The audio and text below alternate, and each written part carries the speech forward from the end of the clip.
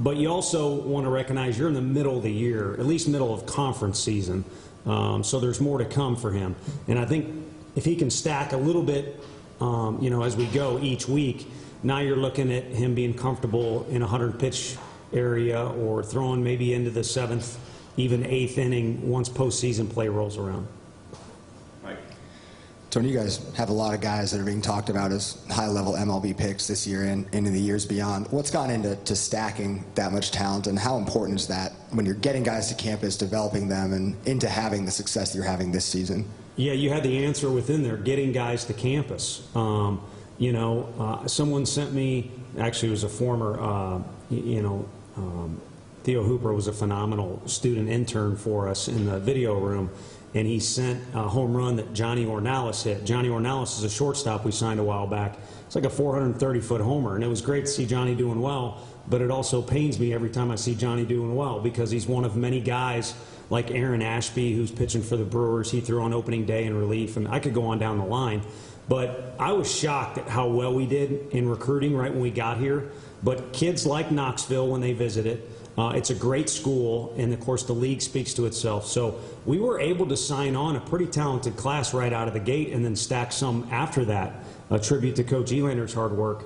But getting guys to say no to money out of high school, like Blade Tidwell did, Jordan Beck, Drew Gilbert, those are the guys you're speaking on. That's what goes on in our league.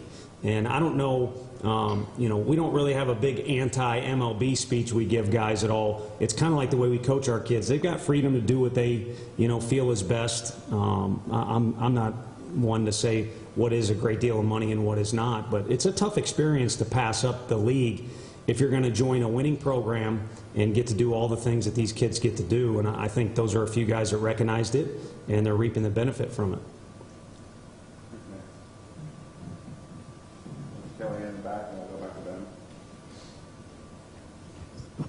Hey, Coach, can you give your thoughts on Auburn and what challenges they present this weekend? Yeah, we have a job to look at the entire weekend, but really it filters down to tomorrow night is the first round, and it's the most important game.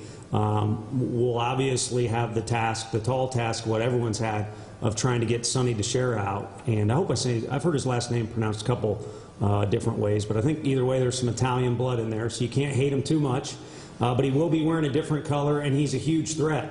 I mean, the numbers are off the charts, and he sits in the middle of the lineup like a couple of our big thumpers do, but he's also surrounded by guys starting at the top, one of the better leadoff hitters in the league. It is a well-balanced attack. And then we'll face a kid, Hayden Mullins, who's a lefty, came out of high school, excuse me, as a potential first-rounder, really out of high school, and I'm not sure, you guys look at that stuff more than I do where he stacks up now, but he's one of those kids that's from Tennessee that we were hoping to turn this program around with Tennessee kids. He selected Auburn, and I believe it's gone well for him, but he's a tough lefty that we'll see to start the game. So those are two names that stick out, but it's a well-balanced team. I would comp it to Alabama. I know they're from the same state, and maybe they don't like each other, but they're coming off a hot streak like Alabama was when they came in here. Very well balanced coaches that took over, kind of around the time that we did, and now they've got things rolling. So it'll be just as much of a battle as that weekend was. Some similarities there, but obviously Auburn is unique unto themselves. Tony, their Sunday starter, Joseph Gonzalez, seems to have put together a pretty underrated resume this season. Just what have you seen from him and their pitching staff as a whole? I know you just spoke on one. Yeah, and you took my focus on Friday thing and just threw it right out the window. But no, I think one of the reasons they're having a successful year is they have that strength on the back end.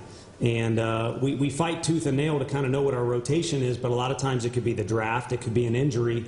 Some of us are left with TBA on Sunday or kind of a revolving door on Sunday, and last year was Blade Tidwell for us, and Drew Beam is the guy this year, and for them it's Gonzalez.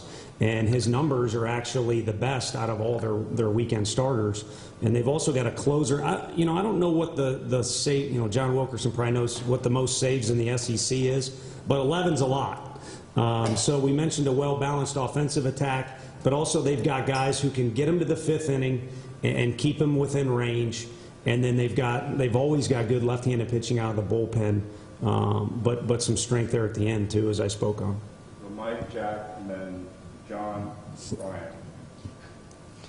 How nice is it to have a guy like Camden with what he's done the last 2 weekends with 4+ innings in relief and a couple of really big moments? And I guess how much do you like deploying him in those moments like that? Yeah, it's it's a Linus blanket. You want to have a sense of comfort in the dugout when things get a little hairy, or what's the next step, because the next step's got to go well for us and things like that. And I think it was nice to pitch Cam in certain situations as a freshman because he had good stuff. He likes to compete, but it's a different deal now with him because he's matured a lot as a person.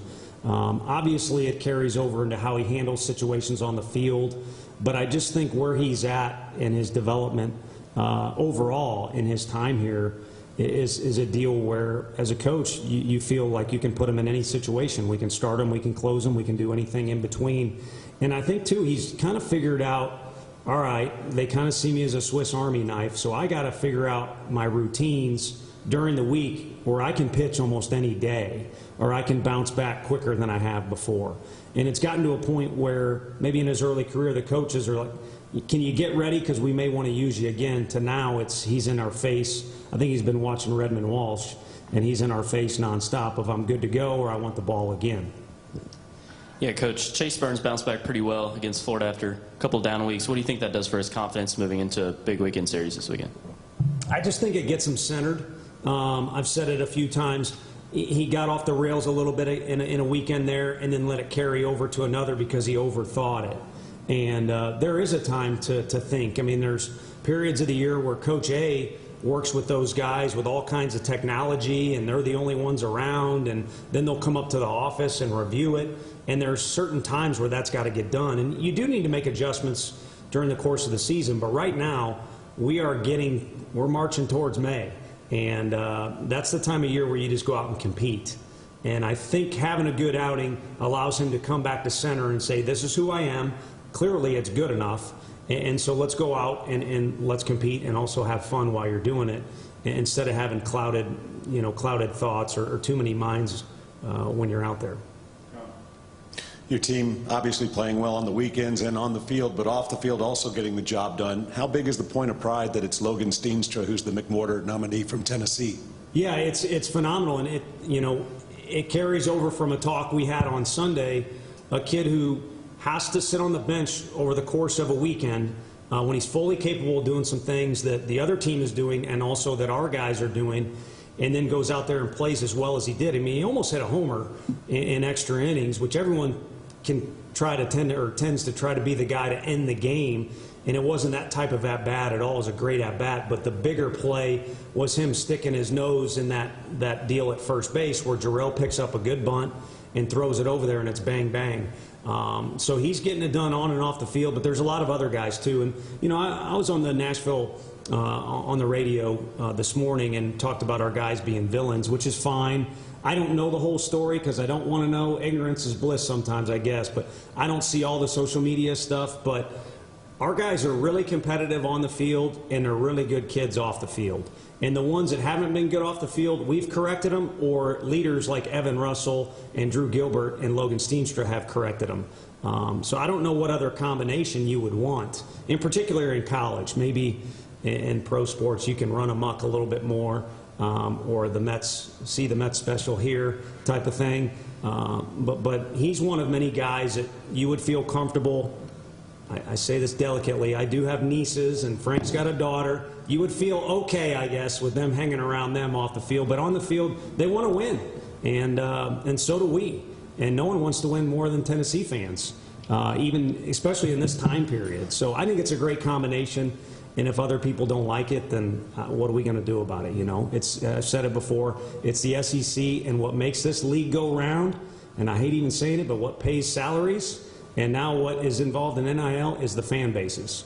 And they're the best and the wildest in the country, and that includes pro sports. Ryan and the finish together.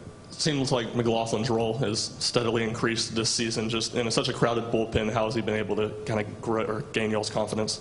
Came into the office and said, "Give me the dang ball." And I think literally said, dang. He's another one. He's too nice of a kid. And I think people are misconstrued, too, when they see him pitch, because maybe not as much emotion as Cam Sewell and not as big of a mustache as Kirby and other things like that. He just goes out there and gets the job done.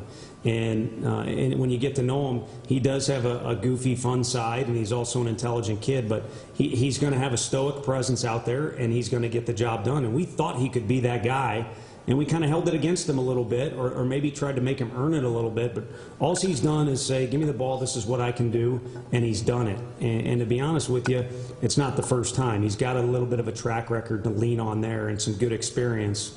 But again, now we're deep into the year, so his experience is recent, and his success has been recent too. Tony, going back to the starting rotation, obviously they started the season exceeding expectations, and now all three guys have kind of hit a bump in the road, seen some adversity in a game. Just as a coach, is that kind of comforting now that they've been able to face that adversity and be able to learn from that experience moving on? Yeah, it's progress to me. I mean, you don't want to get too deep in the year where you're seen as perfect or untouchable. That could be your hitting numbers, your team numbers, or your pitching numbers. So it's progress, I think, you know, to get punched, to experience a little bit of fear or doubt and know what it's like, because it's there. You can try and ignore it, but that's just only going to make it worse. So all those things are mixed into one pot, and you got to kind of, you know, make your own batch of whatever you think is going to make you successful. And to really find out how successful you can be, you have to experience those things. And it doesn't mean we got to have a miserable year, but I've used as an example a team, and I think maybe even said it to you all, we faced a team last year at the very end of the year, close to the end of the year, that if you looked at their resume, it was like, man, this didn't go well. And then it kind of did, and it didn't. And they had to, you know, every team's got their own story going on. They had to kind of figure out what was going on, and in the end, they were stronger for it. And I think this group, fortunately, is talented enough and has enough leadership that a lot of the lessons we've learned have come without a big black eye attached to them. Thanks, Coach. Thanks, everybody. Thank you all. Thank you. Thank you.